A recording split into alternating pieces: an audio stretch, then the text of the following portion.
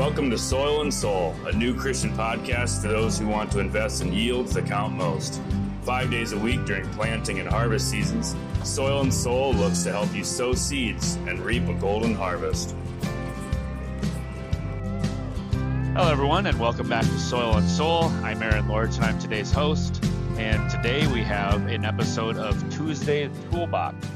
And so if you are a brand new listener and you haven't listened to Monday's episode, please go back and listen or watch that with Father Brian Feller and myself as we do talk about the kind of the formatting that we use on this particular podcast and even each day of the week on these daily sessions, because every day is a little bit different. So on these Tuesday Toolbox episodes, I or another host will be choosing a random tool that we use around the farmyard or in the field, or really could just be not farm or agricultural related at all. Could be a household item as well. Just something that's relatable that the listener or viewer can kind of call to mind and reflect on as well. And I should say too, apologies for the bouncing around. I am in a pretty rough tilled field here. And so apologies for the way it makes this screen extra bouncy. If it causes you vestibular issues, which I guess I can relate to that, maybe just switch to the audio only. So, all right, we'll keep on going here. Today, I want to kick us off this week with a Tuesday Toolbox episode on a cooler. And so why a cooler? Well, because I have one sitting right next to me on the seat, and it is empty because I am recording this at 8:00 p.m. And so I ate everything in it, and I guess I have a little bit left of my one drink, but otherwise it's all gone. And I think a lot of you know what I'm talking about. A lot of times the goodies get snatched up pretty quickly. You know, especially if you get a cooler that's supposed to last you the full day. It's amazing how all that stuff gets taken up right away, especially the good snacks, you know. Yeah, I'm good for tonight right now, but my cooler sitting right next to me made me call to mind, because I think it's relatable. Even if you aren't a farmer and you don't have a cooler sitting on a tractor cab next to you, I'm sure you've used a cooler in the past to keep cold items like beverages when you're going to a party or to a football game or a barbecue, a tailgate, a family event, right? Water, pop, etc. Drinks are pretty common that way, but a lot of times people will use coolers even for hot items. I mean, you got a hot meat item and you want to keep it hot, or you want to let it cool down more slowly to let the juices kind of redistribute before you cut and serve it.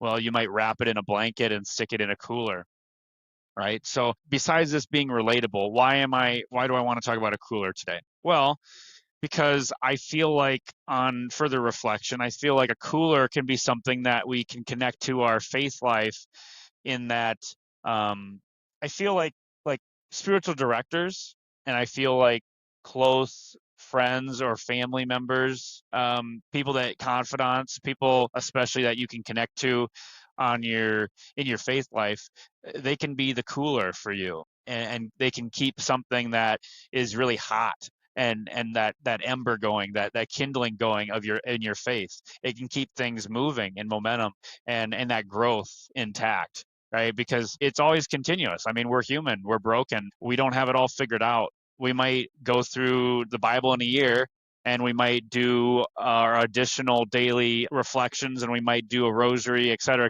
and those are important. But we can't at some point be like, well, I got it all figured out, I think I can just stop all that now, and I don't have to pray anymore. I don't have to work on my faith. I don't have to try to grow. I don't have to try to reconnect with Christ in a relational way. I don't have to even work with, my family or others around me have in a retreat setting or within my parish, within activities. No, I mean, those are all really good things, as we know, to keep things going. And there's a reason why many people do adopt a spiritual director. It's so important, right? And it's a way that we can also keep the cool things cool. I mean, like, the opposite of the hot kindling, the things that are like ignite, in fact, well, this is 4-H, but there's also the Catholic ignite.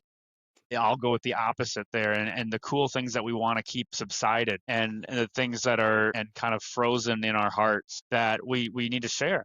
We need to share with someone, and it's very important that we as Catholics experience the sacrament of reconciliation with a priest, but we also have to look at the idea of having like a regular spiritual director or another, even in addition to that, having other lay faithful that we can connect to. And like, as a man, I will say things like Knights of Columbus and other parish related organizations that like-minded, good Christian Catholic confidants can come together and connect. They can bond, they can enjoy time together, but also talk about their faith and be comfortable with that. And women have their own groups like that too. And then there's also multi-gender groups as well. And then when it comes down to it, if you are married, if you have a spouse, a lot of times that ends up being that person as well. I know in my case, my wife is definitely one of my confidants, and we have that for each other. We're able to talk about our faith in depth, and I think that's important, right? So I think I don't think it's a stretch too much to say that these people in your lives can be like the cooler that I have next to me, and an empty cooler isn't near as much fun as a full one, right? So as we reflect today, if you're still listening to me at this point or watching, maybe just reflect a little bit about who are the coolers in your life, or who are the people that make up your own cooler, and how empty is that cooler? How full are you allowing that cooler to be by being vulnerable and by opening up? And that goes for your relationship with Christ too. I mean, you can't receive if you're not open to receive, right? If I was just really not open at all to getting this cooler filled by my wife, or even just by myself, by what's in our kitchen, if I was like, no, I'm not going to have any of that, I'm going to reject all that, well, then I'm going to end up ultimately going hungry. And that's the same with our faith too. I mean, if we have this lid on this cooler just closed down, and we keep it that way, and we refuse to open up, I mean, that relationship isn't going to thrive with those people, and the same goes with Christ too. So anyway, some words to chew on here, and I hope maybe you might find some of that relatable, and fill up your coolers, folks. So for now, God bless. We'll talk to you later this week. Thank you for joining us for this episode of Soil and Soul, and we hope that it blesses you. Please stay tuned during the week for the other daily shows that we offer as part of this special ministry project we're providing during the peak seasons of planting and harvest. Also, if you'd like to find out more about Catholic Passage, how you might collaborate with us, or even support our mission, please visit us at CatholicPassage.com. Most importantly, you can support us with your prayers. We'll be praying for you. Please pray for us.